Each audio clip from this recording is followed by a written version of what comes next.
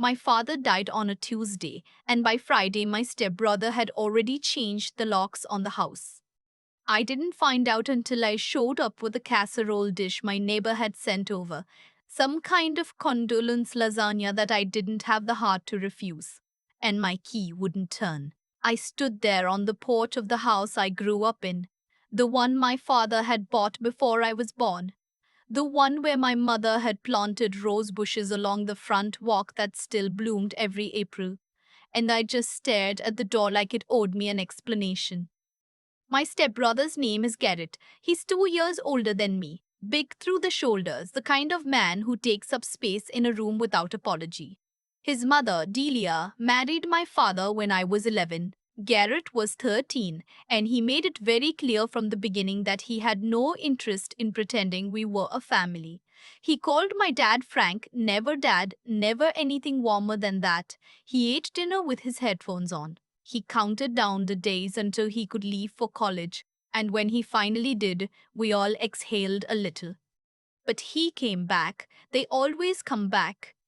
I was 29 when my father was diagnosed with early onset Parkinson's. My father, Walter Reed, retired high school shop teacher, the man who made my first bookshelf by hand and taught me how to change a tire in a Walmart parking lot, started shaking when he poured his morning coffee. It started small. It always starts small. Delia called me with the news, and to her credit, she sounded genuinely frightened. My father was 61. He still coached Little League on weekends. The diagnosis felt like a mistake, something that belonged to someone else's family. Garrett moved back home 6 months later. He said it was to help. I believed him, or I told myself I believed him, because the alternative, that he had some other reason, was a thought I wasn't ready to sit with. I was living 40 minutes away in Columbus at the time, working as a paralegal at a mid-sized firm downtown. I drove out every weekend. I made casseroles and labeled them with reheating instructions. I researched Parkinson's specialists and drove my father to his appointments when Delia had her yoga class, which was apparently non-negotiable. I was present. I showed up. I thought that counted for something. What I didn't know, what I had no way of knowing, was that while I was driving back to Columbus on Sunday nights, Garrett was sitting at my father's kitchen table, going through his financial documents. The first sign came at Thanksgiving. We were sitting around the table, me, my father, Delia, Garrett, and Garrett's girlfriend, a woman named Heather who wore expensive perfume and said, absolutely, after everything anyone said to her. My father was having a decent day. His hands were steadier than usual. He'd even carved part of the turkey himself, and the pride on his face when he did it made my throat tight. After dinner, while Delia and Heather were in the kitchen, Garrett leaned back in his chair and looked at me across the table and said, "You know Dad's thinking about updating the estate plan." I looked at my father. My father looked at his plate. "We've been talking about it," Garrett said. "Making things simpler." "Simpler," I said. "The house, the accounts. It makes sense to consolidate things. Fewer complications down the road." I asked my father if that was what he wanted, and he said, "Garrett's been helping me look into it," and something about the way he said it, carefully, like he was reading from a script, made me set down my fork. I didn't push it that night. I told myself it was a holiday and my father was having a good day and I didn't want to ruin it. I drove back to Columbus with the radio off and sat in my parking garage for 10 minutes before I could make myself go inside. The second sign came in January. I called my father on a Wednesday afternoon, like I always did, and Garrett answered his phone. I asked to speak to Dad. Garrett said he was resting. I said I'd call back later. Garrett said Dad had asked him to manage his calls for a while, just to reduce the stimulation the doctors recommended it. I had never heard any doctor say anything like that, but I wrote it down and looked it up and found nothing. And then I told myself that maybe I'd missed something at an appointment, that maybe I wasn't as on top of things as I thought. I was giving him the benefit of the doubt. I was so determined to give everyone the benefit of the doubt. The third sign I almost missed entirely. My father's oldest friend, a man named Phil, who'd known him since they were both 22 and working at the same plant, called me at work in February. Phil was not a man who called people at work. He was barely a man who used a cell phone. He had one of those basic flip phones he'd had for 8 years and only replaced when it stopped holding a charge. He said, "Audrey, I need to talk to you about your dad." Phil told me that he'd stopped by the house the previous weekend, unannounced, the way old friends do, and that Garrett had answered the door and told him my father was sleeping. Phil had said he didn't mind waiting, and Garrett had said that wasn't going to work and closed the door in his face. Phil had stood on the porch for a moment, and then he'd looked up at the second floor window and seen my father standing there, looking down at him. My father said seen Phil, and he hadn't come to the door. He looked scared, Phil said. I've known Walt for 40 years. I know what that man looks like when he's scared.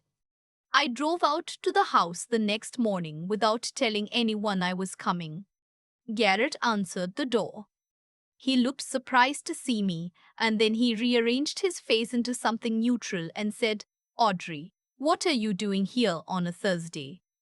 "I came to see my father," I said. "He's having a rough morning." "Then I'll sit with him." We looked at each other for a long moment. Garrett filled the door frame the way he always has, shoulders square, taking up space. And then I said, very quietly, "Garrett, I am coming inside to see my father. You can step aside, or you can make this into something it doesn't need to be." He stepped aside. My father was in his recliner in the living room. He was wearing his good cardigan, the grey one I'd given him for Christmas 2 years ago, and he had the television on, some home improvement show he'd never expressed any interest in. When he saw me, something in his face shifted. Relief, and underneath the relief, something I can only describe as grief. I sat down on the ottoman across from him and took his hands. They were shaking more than the last time I'd seen him. "Dad," I said, "what's going on?" He looked at the doorway. Garrett had followed me in and was standing at the edge of the room, arms crossed, watching us. "Could you give us a few minutes?" I said to Garrett, not looking away from my father. Garrett said, "He gets tired easily. I don't want." "A few minutes," I said. He left. He didn't go far. I could hear him in the kitchen, but he left. My father leaned forward in his recliner and dropped his voice so low I had to lean in to hear him. "Audrey," he said, "I need you to look at something." He reached into the pocket of his cardigan and pulled out a folded piece of paper. It was a page torn from a legal document, the kind with line numbers running down the left margin. He pressed it into my hands. It was from his will. Specifically, it was from an updated version of his will that I had never seen and had never been told about. The page laid out the distribution of his estate, the house, his retirement accounts, the contents of the workshop he'd spent 30 years filling with tools he'd restored by hand. My name appeared once, a specific personal bequest, the rose bushes. My mother's rose bushes. He was leaving me the rose bushes. Everything else went to Garrett.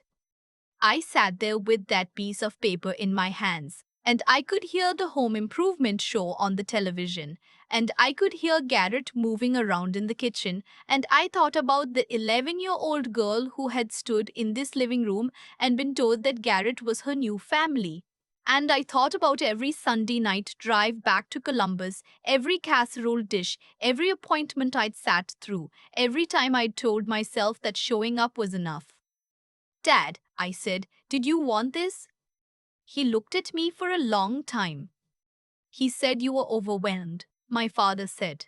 "He said you told him you couldn't handle being involved in all of it. He said you asked him to take over." I had said none of those things. I'd never said any of those things. My hands were very still. I was aware of being very still, the way you get when you're trying not to fall apart in front of someone who is already falling apart. Dad, I said, I never said that. His eyes filled up. I know, he said. I think I know that. But he showed me texts, Audrey. He had texts from your number. I drove back to Columbus and called a lawyer friend of mine from the firm, a woman named Cassandra who specialized in elder law and had the sharpest mind of anyone I'd ever met. I told her everything on the phone, and when I finished, she was quiet for a moment. Has your father been seen by anyone for a cognitive assessment? She asked. He has Parkinson's, I said, not dementia. Parkinson's can affect cognition, she said. And more importantly, if someone is using undue influence to manipulate an older adult with a degenerative condition, Audrey, that's elder financial abuse. That's a crime. That word, crime, I hadn't let myself use it yet. I went back to the house 2 days later with Cassandra. We didn't tell Garrett we were coming. Garrett opened the door and saw Cassandra standing next to me, with her leather briefcase and her reading glasses on a chain around her neck, and her expression that communicated very clearly that she had been doing this for 25 years and was not going to be managed by him. And I watched something move through his face that I had never seen before. It was fear. We'd like to speak with my father, I said, in private. He's not. Garrett, Cassandra said pleasantly, we can do this here or we can involve other protective services and do it with a social worker present. Your choice. He moved. Cassandra spoke with my father alone for 40 minutes. I waited in the kitchen, which was clean and bare in a way the kitchen of my childhood never was. My father had always had project clutter on the counter. Some piece of hardware he was sorting, a bird feeder he was repainting. The counter was empty. It felt like a hotel. When Cassandra came out, she sat down across from me and set her briefcase on the table and said, Your father understands that documents were signed under circumstances that weren't fully voluntary. He wants to correct it. How? I asked. He has capacity, she said. He's scared, but he's competent. We can work with that. What came out over the following 3 weeks was this. Garrett had been feeding my father a narrative for almost a year. That I was too busy to be involved. That I'd said I didn't want to deal with the burden of the estate. He'd shown my father fabricated text messages, screenshots doctored to look like messages from my number, saying things I had never typed. He'd isolated my father from Phil, from 2 other friends, from a cousin who tried to call twice and been told my father wasn't available. He'd had my father sign the updated will during what he'd described as a routine appointment. My father had thought he was signing insurance paperwork. He'd also, we discovered, moved $47,000 out of my father's savings account into an account in his own name over the course of 8 months. Small transfers, just under the threshold that triggers automatic review. He'd had power of attorney paperwork drawn up by a notary in a strip mall 2 towns over. I sat in Cassandra's office and listened to all of this and thought, he planned this. He planned this carefully, over a long time, and he knew exactly what he was doing. The police report was filed on a Thursday. Garrett was at the house when the officers arrived. Delia was there too. She'd claimed, repeatedly, that she had no idea what her son had been doing, and I still don't know what to believe about that. What I know is that she stood in the front hallway with her hand over her mouth and didn't say a word while the officers spoke to Garrett. Garrett tried to explain the transfers as helping manage Dad's finances. He tried to explain the power of attorney as something Dad asked for. He had explanations for everything, delivered in that same controlled voice he'd used since he was 13 years old. Then the officer asked him to explain the fabricated text messages, and the controlled voice stopped. He was charged with elder financial abuse, forgery, and fraud. His arraignment was on a Monday. I didn't go. I had taken my father to a specialist that day. one I'd found myself, who had availability on short notice, and I sat in the waiting room reading a magazine I couldn't absorb while my father had the most thorough neurological evaluation he'd had in 2 years. The house went through a probate review. The updated will was invalidated.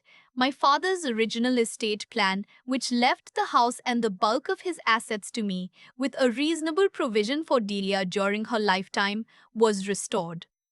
Phil came over for dinner a few weeks after. He brought a pie, the wrong kind, some berry situation that nobody in our family had ever particularly liked. And my father looked at it and started laughing in a way I hadn't heard in years, fully, from the chest, his whole face participating in it. Phil, my father said, I have never in 40 years asked you to bring dessert. I know, Phil said. I felt the occasion called for it. There is a thing that happens when someone you love is restored to you. It isn't dramatic. It doesn't announce itself. It's more like pressure you didn't know you were carrying starting to ease out of your shoulders.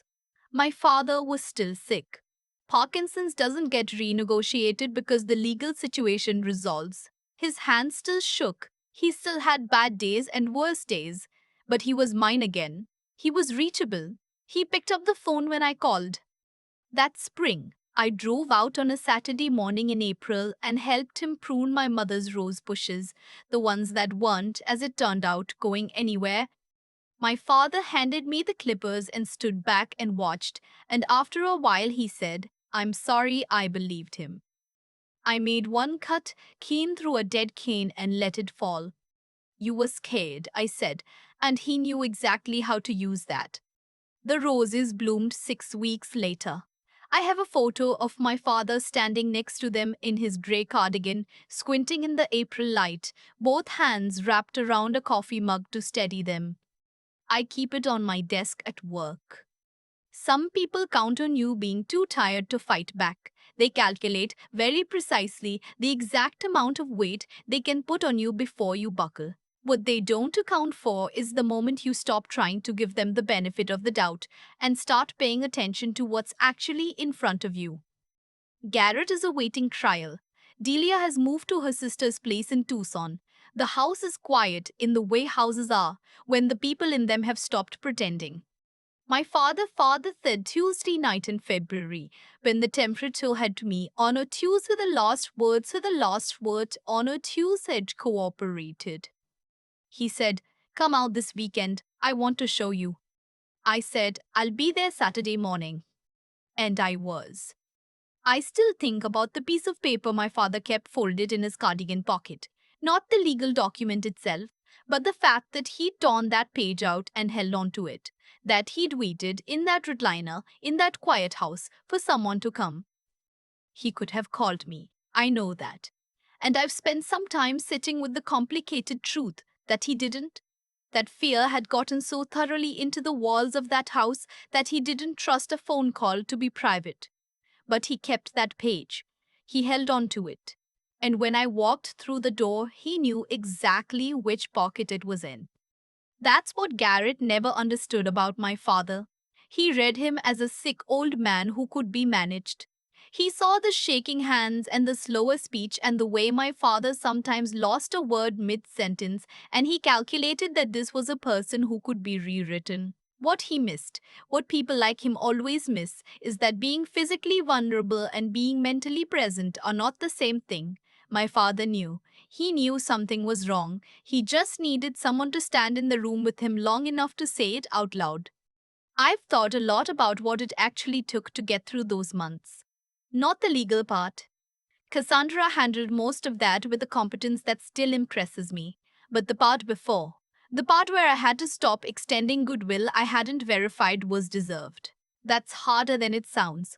I had spent years trying to be the kind of person who doesn't assume the worst about people. I told myself that was integrity. And maybe some of it was. But some of it was also just easier than confronting what was right in front of me. The moment I stopped waiting for Garrett to show me I was wrong about him and started paying attention to what his actions were actually telling me, everything clarified really fast. Phil's phone call. The empty kitchen counter. My father's careful, scripted voice. None of those things were ambiguous. I'd just been choosing not to add them up.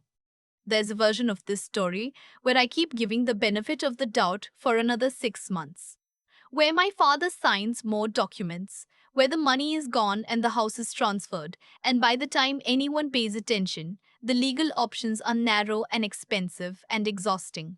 I think about that version sometimes. It's not hard to imagine. It almost happened. What stopped it wasn't luck. It was Phil, who knew my father well enough to recognize fear on his face from a second floor window. It was Cassandra, who had spent 25 years learning exactly how this kind of thing works and exactly what to do about it. It was my father who had the clarity and the courage to tear out one page and keep it close to his chest and wait. And it was me finally deciding that showing up wasn't the same as paying attention. Garrett planned carefully. He was patient and methodical, and he understood exactly how to exploit the gap between what people assume about family and what family sometimes actually is. But he made one calculation wrong. He assumed that because my father was declining, no one was really watching. He confused being tired with being finished. My father painted that bird feeder in his garage on a Tuesday in March, hands shaking the whole time, and it came out beautifully. Some things take longer than you expect. That doesn't mean they don't get done.